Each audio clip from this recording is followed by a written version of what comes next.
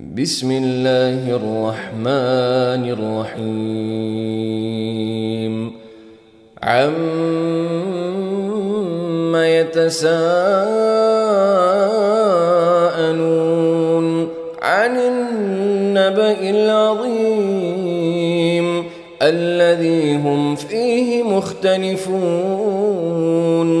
كلا سيعلمون ثم كلا سيعلمون ألم نجعل الأرض مهادا والجبال أوتادا وخلقناكم أزواجا وجعلنا نومكم سباتا وجعلنا الليل لباسا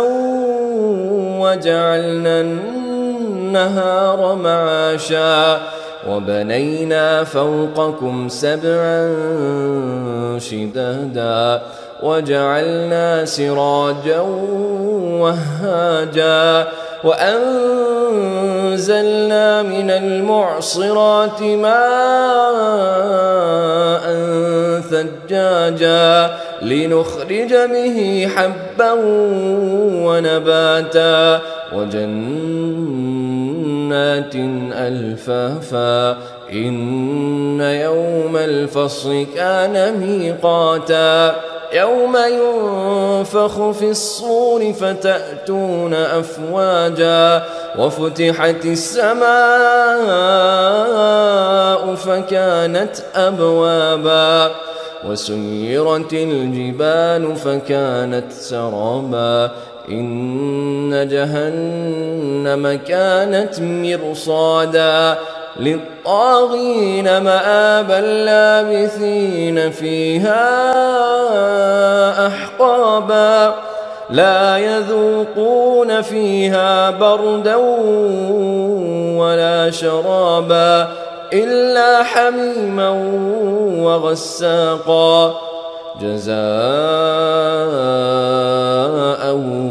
وفاقا إنهم كانوا لا يرجون حسابا وكذبوا بآياتنا كذابا وكل شيء أحصيناه كتابا فذوقوا فلن